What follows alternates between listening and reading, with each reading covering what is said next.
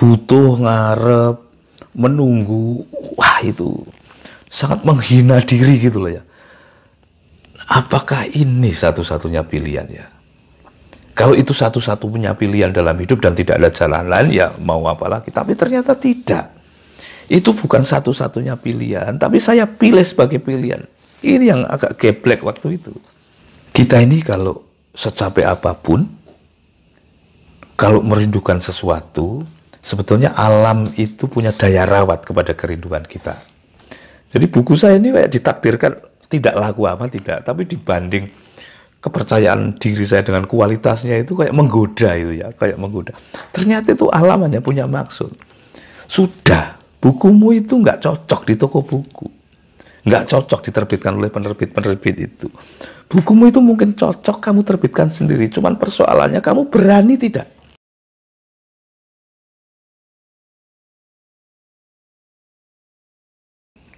Litotes, oh Bonaventura Christian. Iya, ini bahasa litotes. Bahasa litotes itu adalah bahasa, gaya bahasa yang kita ini merendah, tetapi sebetulnya ingin meninggi. Walaupun gaya bahasa ini sebetulnya adalah gaya bahasa yang pada awalnya tidak bersifat peyoratif. Peyoratif ini sebetulnya juga gaya bahasa tersendiri, yakni memelesetkan sebuah kata menjadi kata yang berbau olok-olok. Litotes ini sebetulnya gaya bahasa yang betul-betul ingin rendah hati. Cuman kemudian ada sebuah humble break, namanya humble break, humble breaking. Itu ada kerendah hatian yang untuk menyombongkan diri. Gaya litotes ini kemudian agak mengalami bias penafsiran sampai ke situ. Ya, ini nanti soal lain lah ya. Hanya terima kasih Mas Bonaventura diingatkan. Sumardi ingat saat di Cempaka, tapi memang mentes bahasa dengan matur suwun, matur suwun. Kusnandar terima kasih ya. Isul Adib, Pak D, bagaimana langkah awal kita menemukan produk kita dan memasarkannya, terutama di konteks zaman media sosial sekarang. Soal pemasaran belum akan kita bahas ya. Produkmu. Untuk ketemu produkmu, kalau kamu mau ikut kelas gratis di Zoom besok itu 5 September itu, sebetulnya saya membicarakan itu sampai di tingkat yang relatif terukur ya. Ada proses-proses yang harus kita silaturahmi kepada diri kita sendiri, sehingga kita ini toh produkku itu. Dan produk yang disebut ini produkku itu bukan selalu harus lahir darimu ya. Karena McD itu kan besar karena Ray Kroc ya. Dia bukan orang yang pakar kepada ayam dan burgernya. Ray Kroc ini pakar pemasarannya. Jadi tapi di tangan dialah McD ini mendunia dengan jaringannya yang solid itu. Jadi lihatlah produk orang lain, dan itu bisa menjadi produkmu, itu sangat memungkinkan. Karena kita ini kan tidak harus sesederhana itu membayangkan penemuan produk itu. Orang lain boleh menemukan, kita boleh ada di dalamnya, karena sebetulnya chemistry si penemu dan chemistry produk itu satu senyawa dengan chemistry kita. Itu juga ada anugerah semacam itu. Jadi terjemahan kita atas penemuan produk itu agak demokratis itulah trafficnya. Persoalannya bukan apakah itu. Kalau saya penulis itu saya benar-benar menggali dari dalam. Tapi kan ada produk-produk yang sebetulnya, misalnya tas istriku, itu penjahitnya pihak lain. Seluruh kerapiannya itu dikerjakan pihak lain. Kita cuman ini loh begini, dibuat begini. Yang nyulam kadang-kadang kakak ipar, kakak ini saudara itu. Benar-benar istri saya hanya tukang perintah dan memang seneng merendah itu seneng. Tapi intinya bukan di situ. Sebenarnya tas itu yang bikin orang lain. Walt Disney pun begitu. Dia tidak terlalu bisa menggambar Mickey Mouse, menggambar Tom and Jerry. Tetapi ini karakternya begini. Nah, penemu itu bisa semoderat itu. Nah, tetapi untuk membawa Anda, apakah Anda itu punya bakat menggali produk dari dalam Anda sendiri, atau menemukan dari produk orang lain, atau juga Anda memiliki keduanya. Sudah di dalam diri Anda sendiri ada, di dalam diri orang lain Anda juga ada, lalu Anda sama-sama ahlinya di dua hal itu. Ya, itu sangat dimungkinkan. Persoalannya bagaimana kita mendekatkan diri kita pada kualitas kesadaran itu. Wah, itu memang ternyata tidak ada yang mudah, ya. Bukan tidak mempersulit, tapi saya untuk menyadari itu, lebih dari 2 dekade. Itu pun harus disupport dengan bacaan ini, itu pergaulan ini, itu kerja dengan ini, kerja dengan itu, garap proyek ini, garap proyek itu, siaran di sini, siaran di situ, dari radio sampai televisi, dari radio di Semarang saja sampai radio berjaringan nasional, televisi di Jawa Tengah saja sampai televisi nasional. Wah, jatuh bangunnya asik, ya, asik. Begitu Isul Adib ya. Lis Winarti melambai matur suwun. Kemudian Gus Ito, ini kartunis senior ya. Mas Ito, terima kasih sudah bersilaturahmi di ruangan ini. Iki kayak ngobrol karo konco-konco iki lho, Mas. Sumarti-marti yang penting PD nggih, walau bukan di lingkungan orang pinter, PD ki penting asal gak kepedean. Salah satunya itu hanya PD itu juga butuh ilmu dan butuh kesadaran intelektual sampai emosi, ya. Kalau tidak itu bukan PD tapi nekat. Nah, kalau kita dianggap nekat, wah bisa ditendang sana sini, bisa ditolak di seluruh komunitas itu, ya.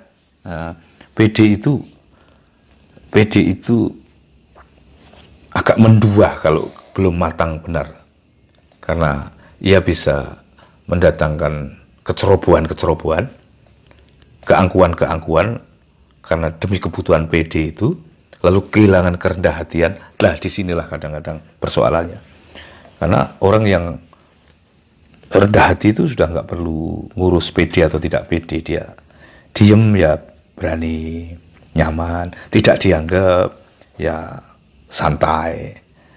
Kemudian harus berdiskusi dengan siapapun ya, cantik cara menempatkan dirinya itu, tidak mudah tersubordinasi, ya.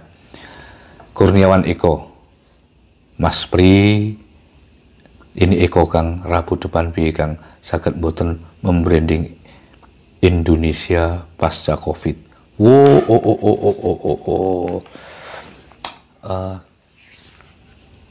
Kitong bisa ya Mas Eko. Ini timnya Mas Billy Mambrasar, staf khususnya Pak Presiden. Silahkan kenalan dengan Mas Eko itu, ya. Ini orang penting. Mas Eko, aku tak melihat agenda webinarku itu ternyata padat ya. Saya tentu merasa terhormat itu sampean ajak di webinar besar itu. Tetapi ini saya laporkan ke Mas Eko sekalian sebagai sahabat itu ya. Saya itu kurang bisa menikmati sebuah seminar atau webinar atau diskusi dengan banyak narasumber. Ya, karena saya agak crowd itu otak saya itu.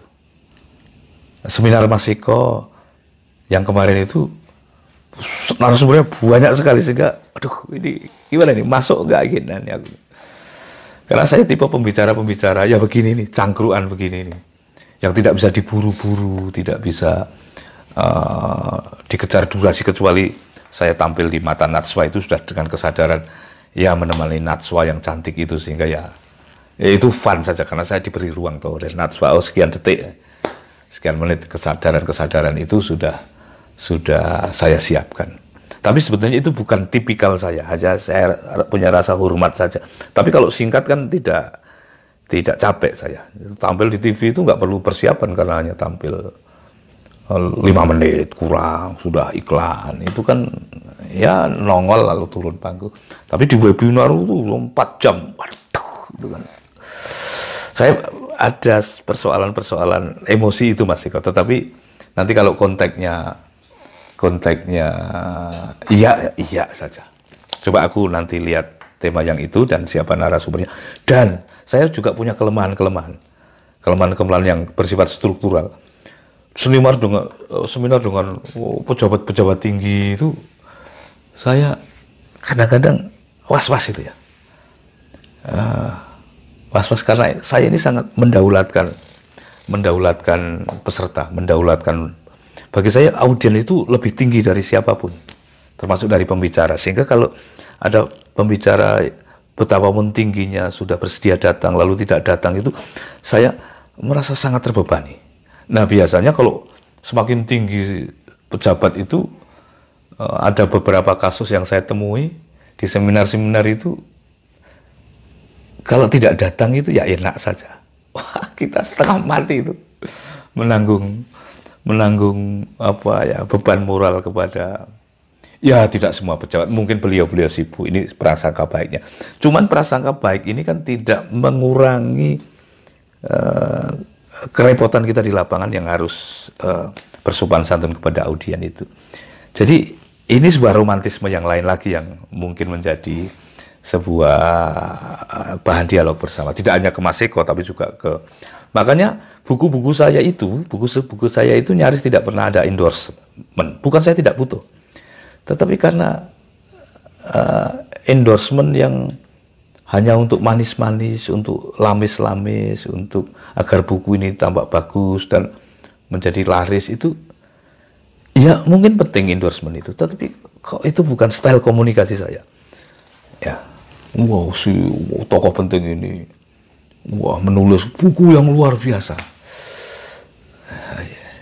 Ya, ini soal style saja ya. Saya lebih, ya sudah buku saya, begitu saja. Tapi Mas Eko, semoga saya nanti tetap bisa menanggung kehormatan yang Anda tawarkan itulah. Karena seminar-seminar Anda itu besar-besar, seminar-seminar besar, sehingga tidak seperti ini harus live streaming seperti ini langsung berangkat gitu aja ya. Matur suwun.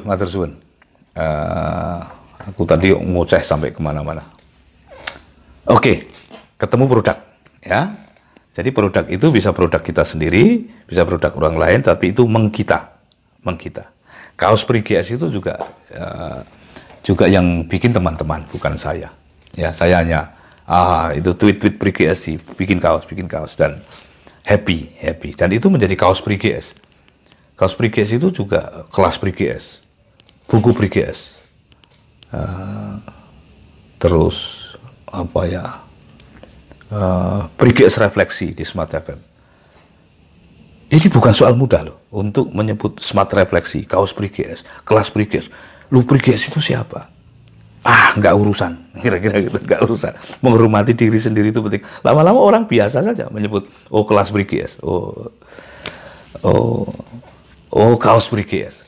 Lama-lama saya tidak terlalu jengah kepada nama saya sendiri, karena ternyata memang harus itu yang harus dilakukan, bukan karena kita sedang sadomasokistik kepada diri kita sendiri, sedang sangat maniak kepada diri sendiri. Jauh dari itu. Itu adalah melakukan sebuah selebrasi kepada deposit kita, agar deposit kita itu memang bertumbuh karena daya rawat kita sendiri. Teman-teman, itu ya. Jadi ketemu produk itu tidak sesederhana yang kita bayangkan, tapi juga tidak serumit yang kita bayangkan, tapi tempuhlah. Kalau Anda ingin bicara ini lebih intens, masuk saja di kelas gratis Prigias itu. Ada kelas gratis, ada kelas berbayar murah 200 ribuan, ada kelas mahal 2,5 juta ya. Itu personal development. Ya, isinya terserah aku. Nah, aku buka kelas terserah saja laku, ya. Dengan kata terserah itu tidak ada kecap macam-macam itu.